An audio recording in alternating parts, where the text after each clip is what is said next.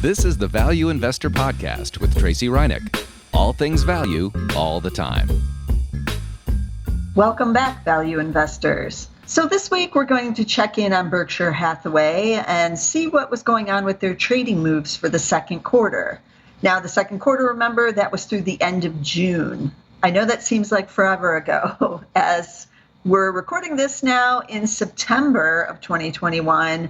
So these moves were made, 3 to 6 months even ago by Berkshire Hathaway, but there's still some things we as value investors can learn every quarter from seeing what they're doing with their portfolio.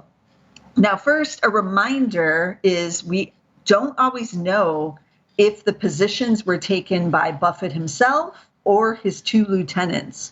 Now, remember, the lieutenants are Ted Weschler and Todd Combs. They were given a certain percentage of money years ago to invest as they saw fit. And Buffett has always said they can buy or sell whatever they want in their section of the portfolio. So they apparently have been doing that. But we don't always know who is buying what or selling what. Some of the older trades, like the banks, we know are Buffett's because he instituted them well before the lieutenants were ever around. Others, like Amazon, we know are the lieutenants because Buffett did confirm that the Amazon purchase in the portfolio was done by one of them. He didn't say which one. And that was when everybody was kind of losing their minds when they announced that that was in the portfolio and how could this be a value stock and is Buffett, has he lost it, blah, blah, blah, because it didn't have classic value fundamentals at the time. So Buffett had to come out and say, no, of course that wasn't me, it was one of them. And they assured me that it was a value stock. So that's how we know Amazon.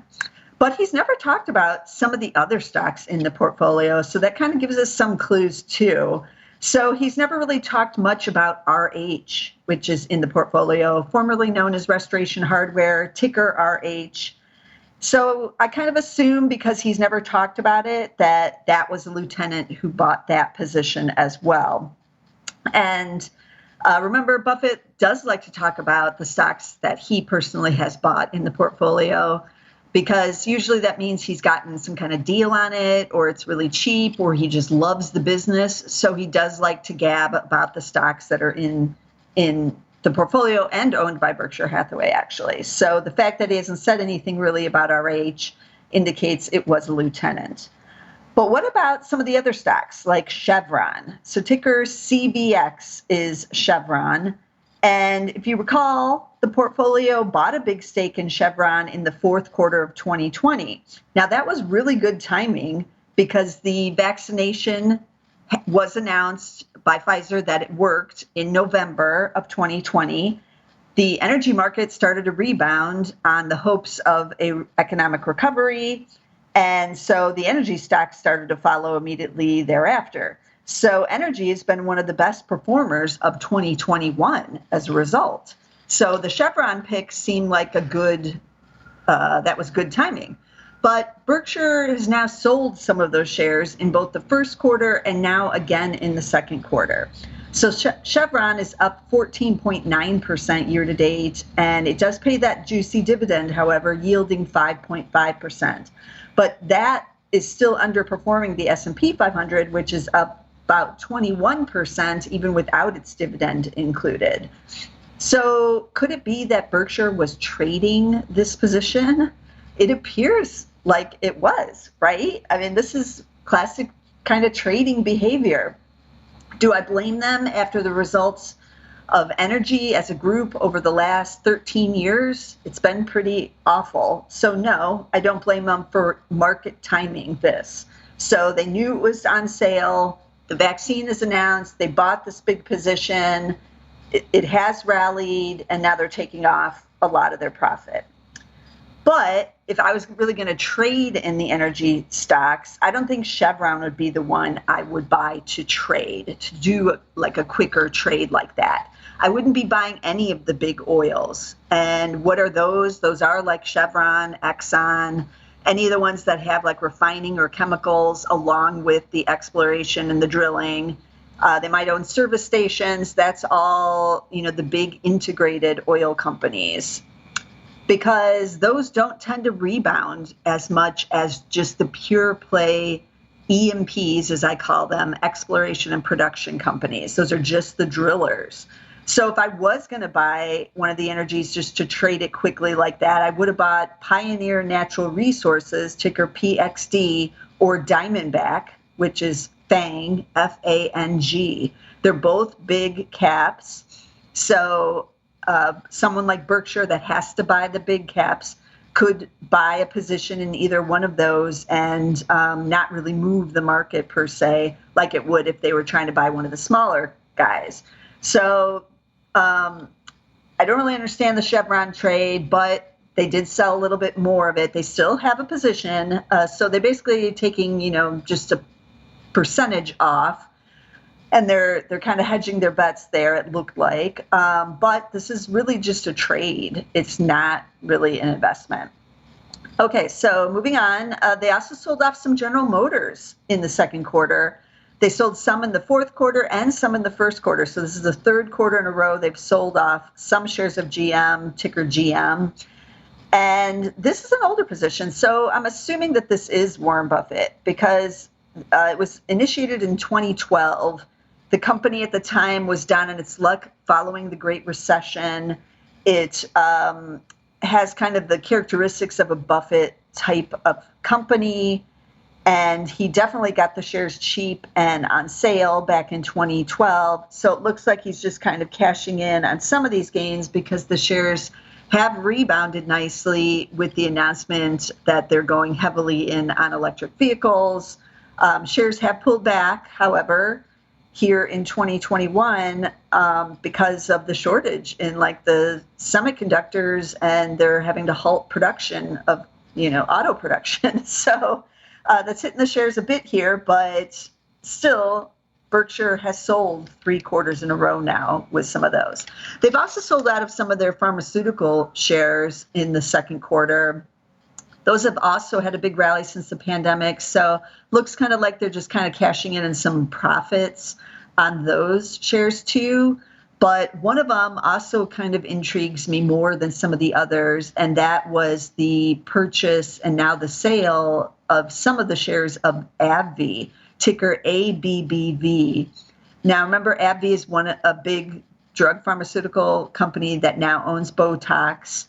It pays a 4.5% dividend, so that's pretty juicy.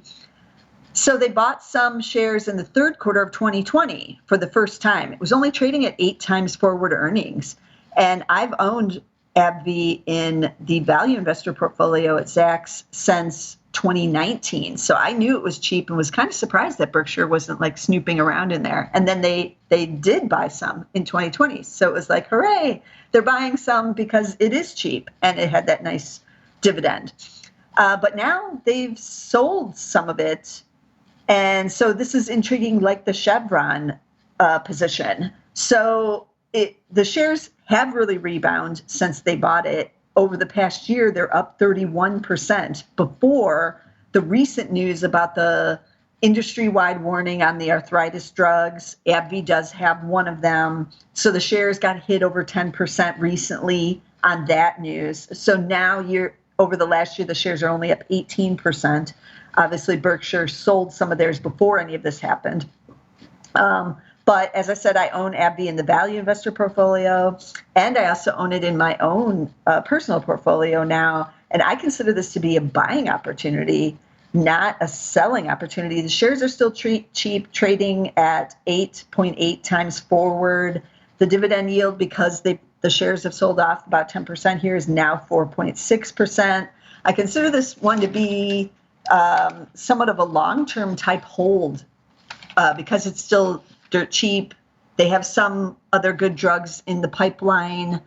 They have the Allergan with the Botox. And so it makes me wonder, why are the lieutenants actually trading this? Because again, they haven't really even owned these shares for a year yet. So if there's anything that's obvious about the difference between the lieutenants and Buffett, it's really their lack of patience. They are much more trading types of managers. And Buffett, as we know, is not. So Buffett has famously said, the best time to sell is never.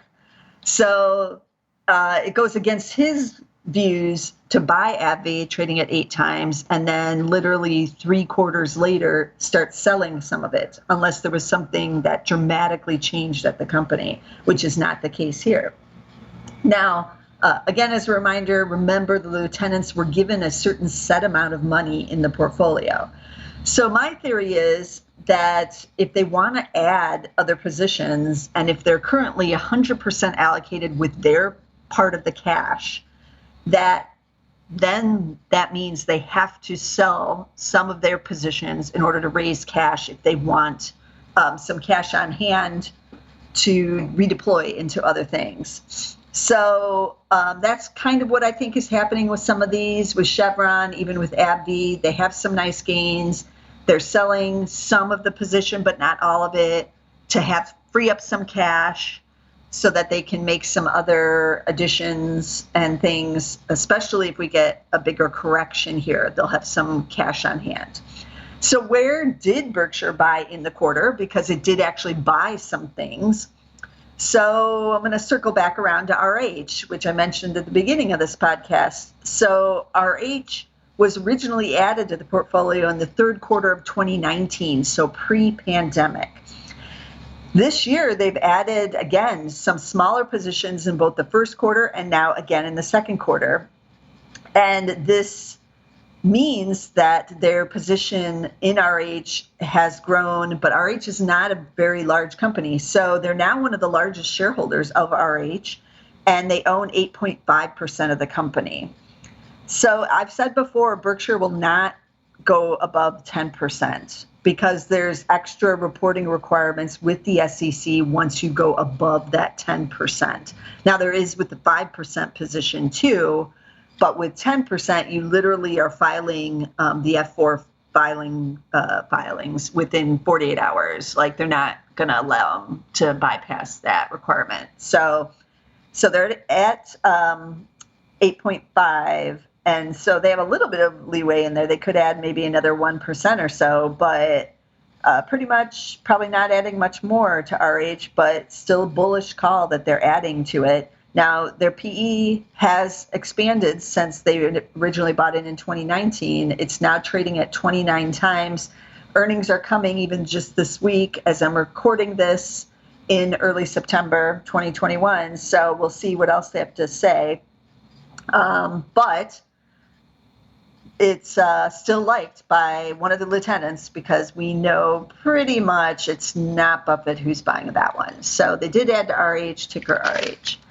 Another one they added to is Aon. AON is the ticker. This is insurance and financial services. Buffett loves insurance. We don't know who's adding this one, but he does love it. So it wouldn't be surprised if maybe it was him. They bought it in. They bought some of the shares in first quarter of 2021. They've added to the stake in the second quarter. Year to date, these shares are up 36%. So yeah, they're screaming up higher. It's not altogether cheap. It has a forward P of 25. It is expected to see 18% earnings growth here in 2021 and another 10% in 2022, and it pays a small dividend. But not altogether cheap, but there's something someone likes about it because they have added to that position. The third one they added to was Kroger. And this was bought pre-pandemic in the fourth quarter of 2019 because it was dirt cheap before the pandemic.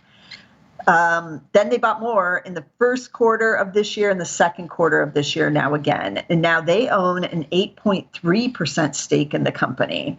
So much like RH, they're among the largest shareholders of Kroger. But overall, this is still just a small position for Berkshire.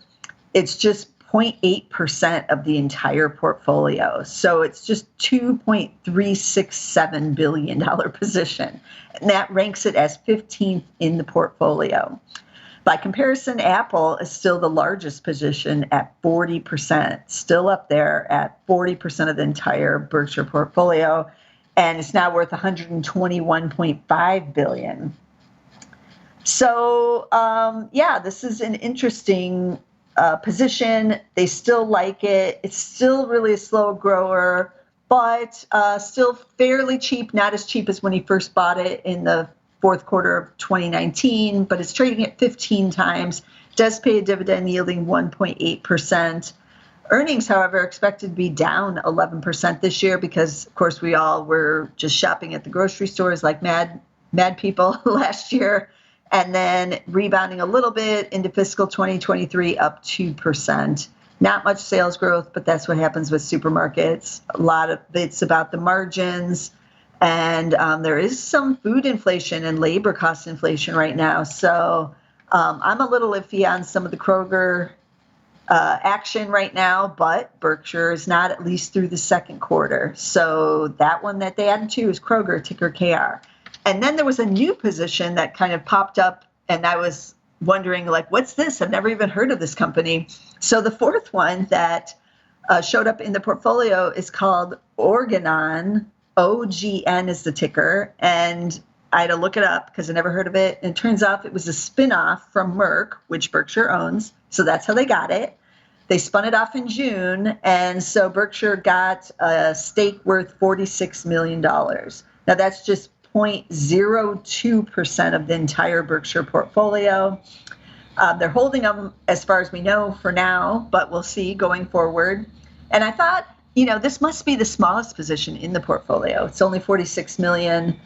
What could be smaller? But I was wrong. It's not the smallest position.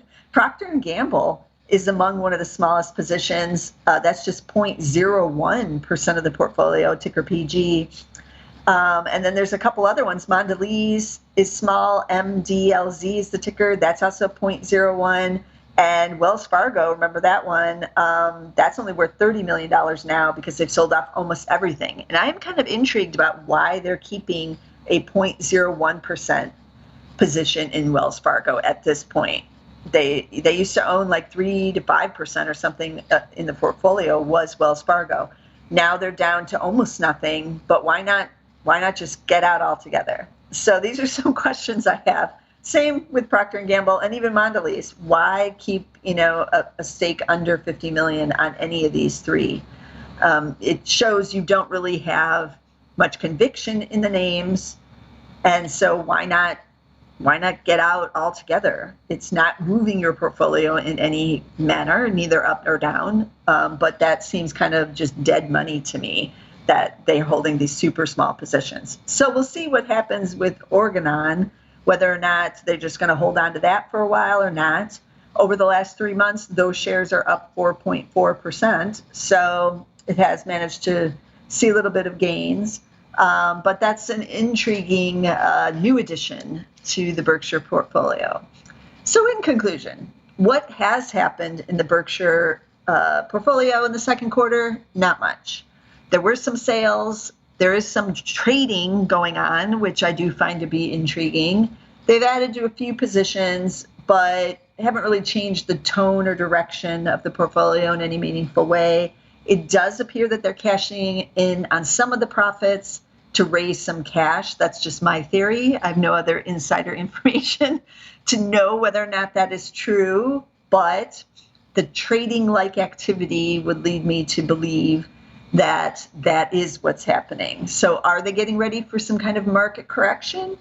We don't know. Buffett himself and Berkshire itself has plenty of cash on the side, but the lieutenants may not, and they may want some for any kind of correction or pullback that may be coming here at the end of 2021.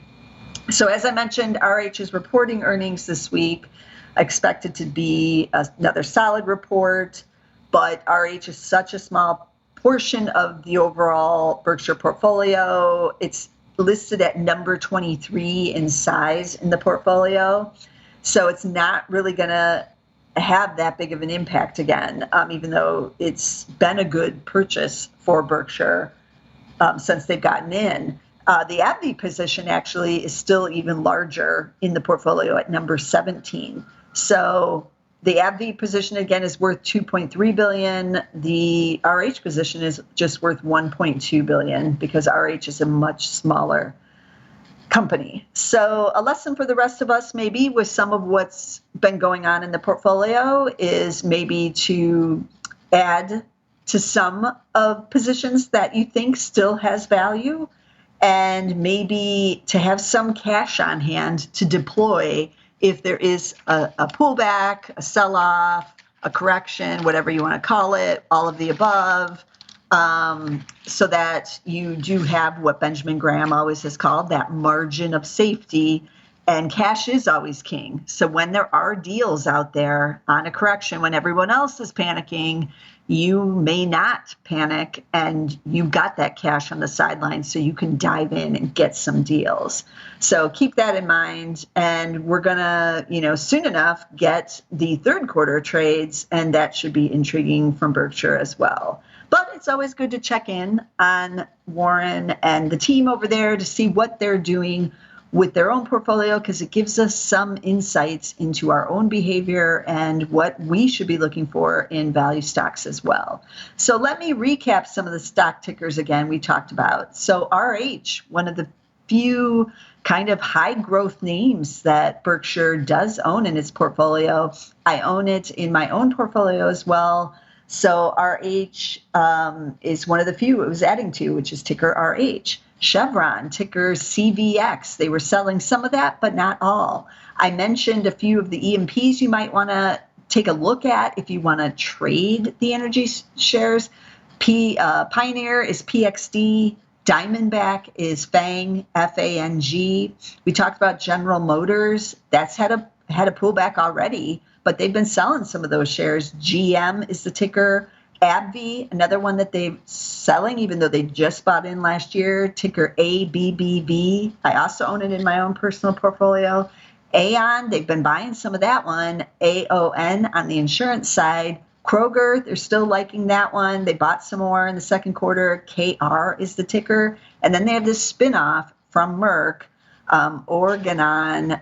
I hope I'm saying that right. OGN. That's all you need to know. Is the ticker is OGN.